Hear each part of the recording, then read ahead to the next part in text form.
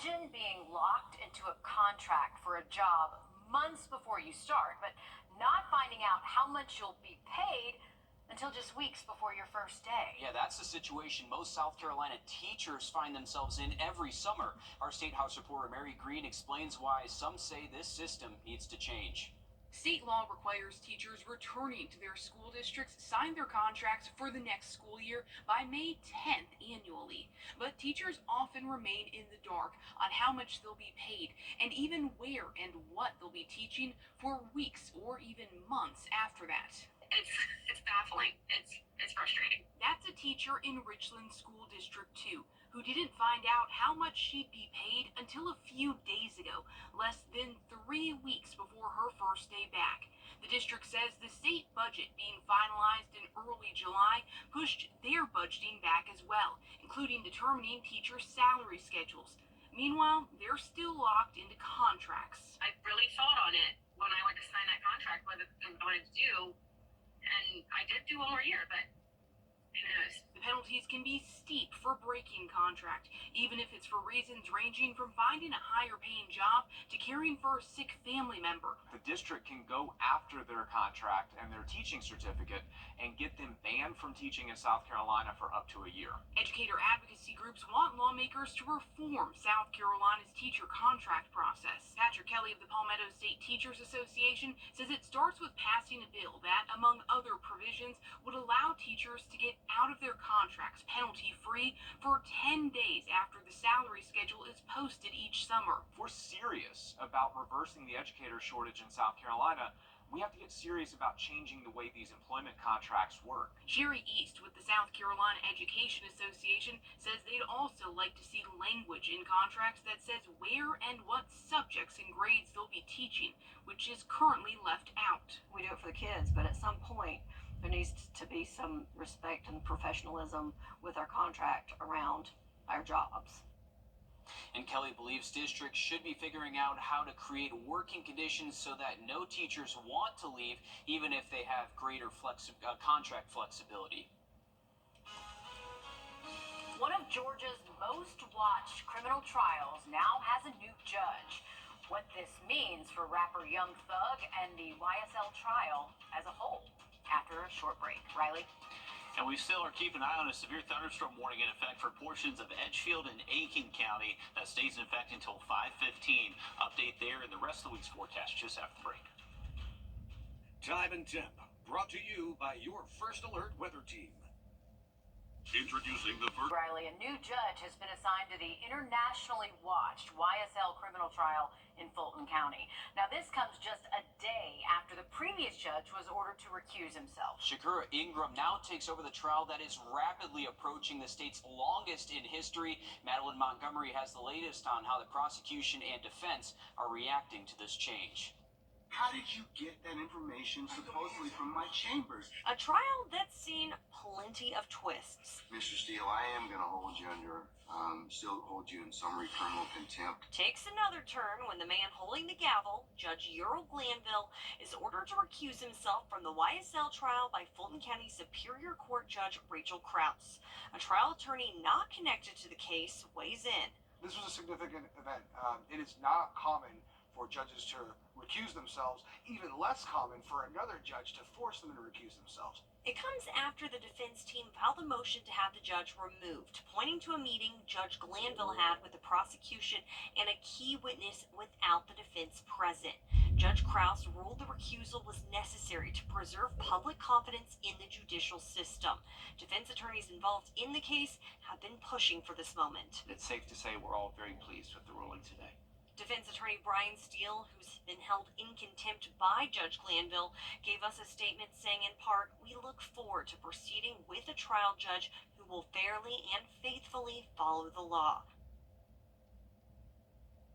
Now, the defense previously said that as soon as a new judge was assigned, that they'd file for a bond motion and a mistrial. Still ahead, Georgia police forced to transport victims to the hospital themselves because ambulances are taking too long. How this could have already played a part in one man's death. First Alert Radar, powered by Jim Hudson Automotive Group. Foundations. One Georgia city says slow ambulances may be putting lives at risk. As Sierra Cummings reports, Brookhaven city leaders claim their EMS response is failing their community. A warning, the story you're about to see may be considered graphic and talks about suicide. Trust Chief Meteorologist Riley Hale for your first alert. When you visit or work with Parker's Kitchen, your support makes a difference. You've helped us rank as Best Workplace in America. None of this happens without you. Thank you. You're watching News 12 live at 5. Continues. Welcome in as Live at 5 continues. Good evening, I'm Will Rio. And I'm Meredith Anderson. And a confirmed microburst knocking down trees and taking out power for hundreds last night across Columbia and Aiken counties. I think all of us heard that storm last night. This was the scene today along Cobham Road where several of the storm damage reports were focused. This photo capturing just one of hundreds of lightning strikes. This was captured by our producer Carly last night in North Augusta. And another strike appearing to hit a transformer, creating a huge light show for a few moments. Our weather team caught this from one of our traffic cams pointed into North Augusta. Incredible video there. Yeah, and I think a lot of us are tired this morning, those of us with pets who were shivering all night long. Riley, you said there is the possibility for more strong summer storms like this tonight. Yeah, we've been at it. All right, thanks, Riley. Time is running out for you to dispute an increase to a millage rate in Columbia County that could increase how much you pay in property taxes. The Columbia County Board of Commissioners is tentatively proposing a rate increase to almost 5%. Julius Evans is live at 5 in our newsroom. And Julius, what's the reason for this possible increase? Meredith, Will, the county and other county jurisdictions do this to have enough tax money to pay for things like city services and funding schools. Columbia County residents may be looking to pay anywhere from $20 to more than $30 extra a year in property taxes depending on the value of your home. Increases in property assessments are also a factor in how different tax jurisdictions determine how much their millage rates are. The higher your property value and or millage rate, the more numbers you will see on your annual bill. Columbia County's tax assessor chief says determining the value of everyone's homes is a lengthy process. He encourages people to contact the office for appeals if they feel misrepresented. We've got 65,000-ish parcels in the county.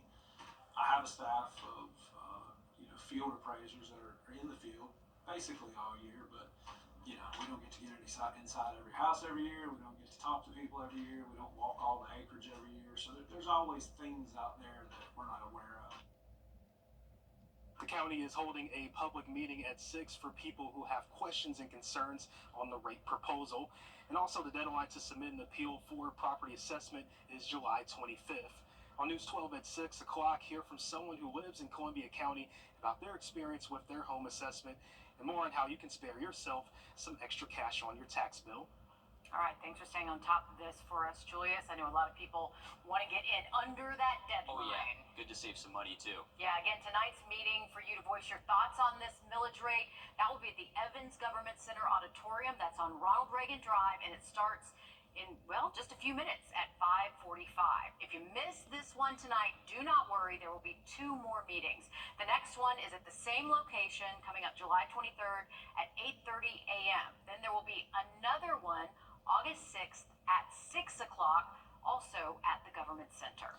A burglary in Aiken County leading to a bomb recovery. 44-year-old Anthony Barton and 48-year-old Carlette Biddle are accused of burglarizing a home on Marmalade Lane Sunday. Deputies found the suspects near the home and while inspecting the vehicle they were in, allegedly found what appeared to be a pipe bomb.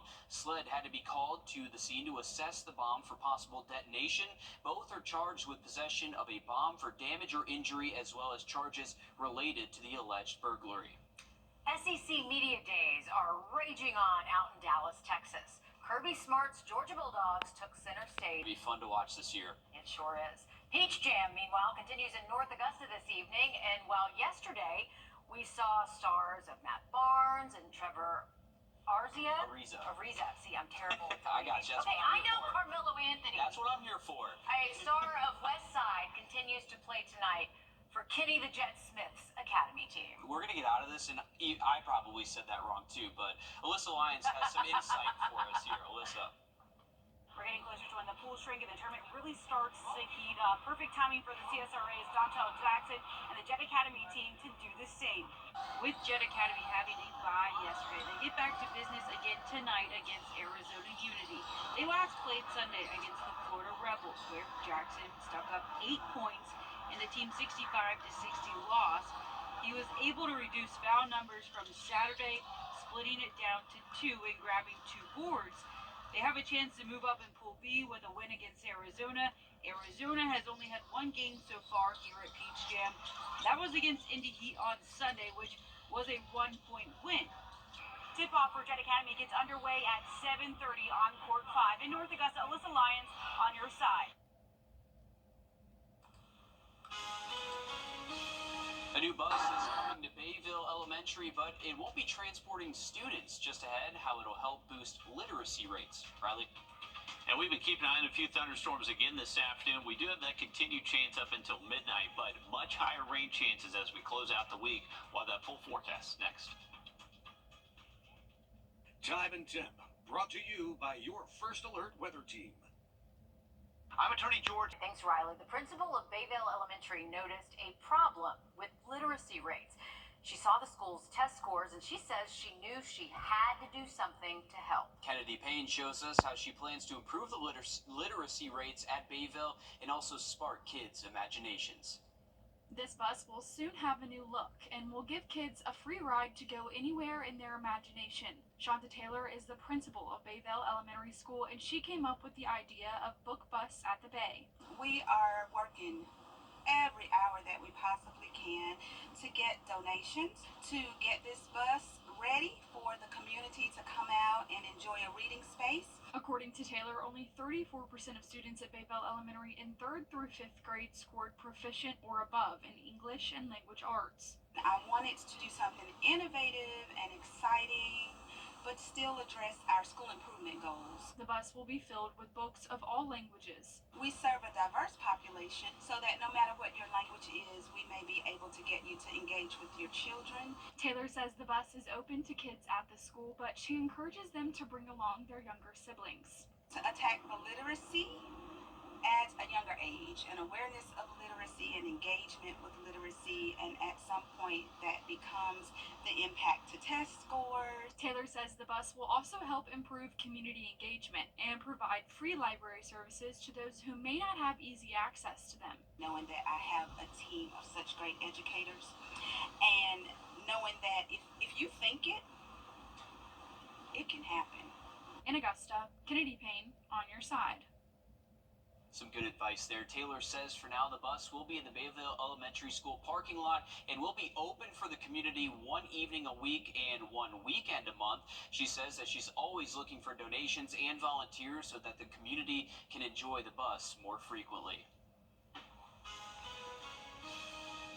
Did you know the first step in protecting your online purchases is before you place the order? I'm Jamie Tucker, coming up with a few things you should do before you hit the proceed to checkout button.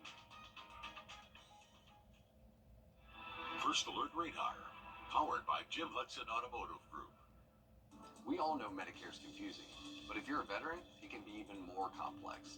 Our team has helped thousands of veterans coordinate their Medicare with VA benefits, Champ VA, and TRICARE for Life. Don't wait until you're 65 to call, or u64.com.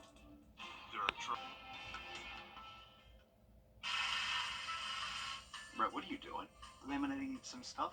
First off, pretty sure that's a federal offense. And second, that's for our customers to eliminate their Medicare cards when they come in for a commitment-free consultation. My bad. For u64.com.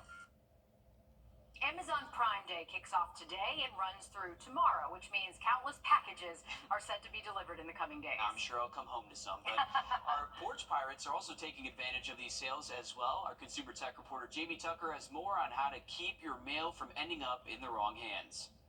What the Tech, sponsored by Augusta Preparatory Day School. Listen to this statistic. 36% of Americans say they have had a package stolen from so-called porch pirates. Police tell me these thieves follow drivers around neighborhoods, and as soon as they see them make a delivery, they jump out, rush up, steal the packages before the homeowner even knows it's been delivered. But you can lessen your chances of having a package stolen by making a change just after you hit the proceed to checkout button. Amazon offers delivery options. The first, picking a delivery date. This is ideal if your house is empty during the day. You can choose a day when someone will be home. Have all of your orders delivered on the same day. Another option is choosing key delivery, when the Amazon driver remotely opens your garage door, delivers the packages, and closes the door behind them. You will need a Ring camera in the garage, and you'll need one of these automatic garage door openers called the MyQ, which generally costs about $20. Amazon deliveries can be left in Amazon lockers or counters like this one. They're generally located in nearby businesses. When your package arrives, scan the QR code, the locker opens. I should mention Walmart, Best Buy, and Target do not give those options, but you can pick up the orders in stores. If package theft is a concern in your neighborhood, get a doorbell with a camera and look for one with dual cameras. One points at the street, a second camera shows what's on the ground.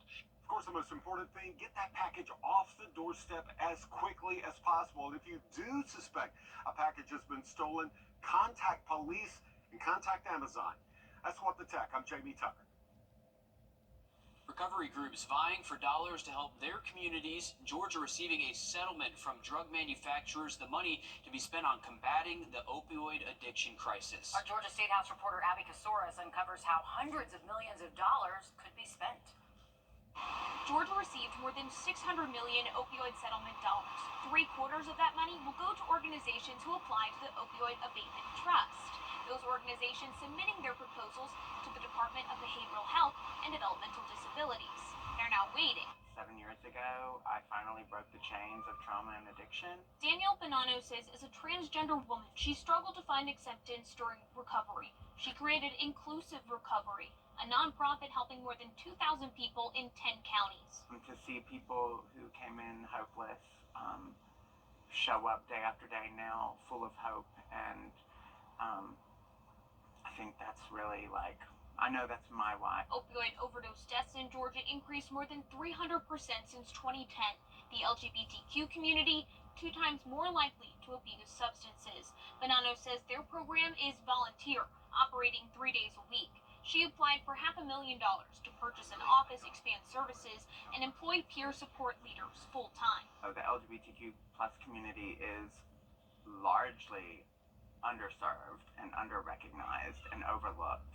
The DBHDD says they've received more than 300 applications.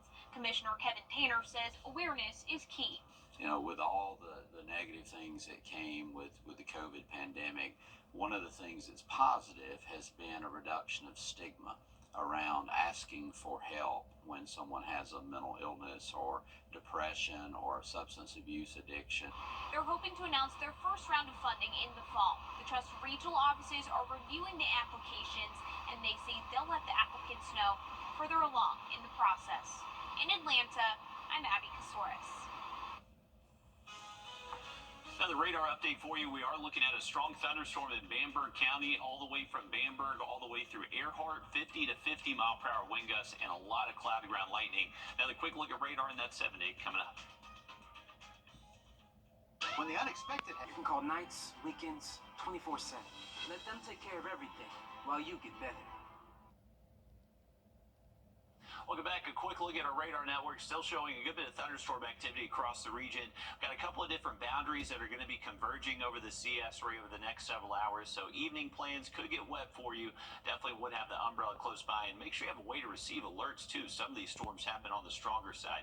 We have more storms again tomorrow afternoon, but you can see the chance for rain going up for the rest of the weekend. Luckily, high temperatures going down. All right, thanks, Riley. Stick with us. Much more news, weather, and sports coming up after a short break on News 12 at 6 o'clock.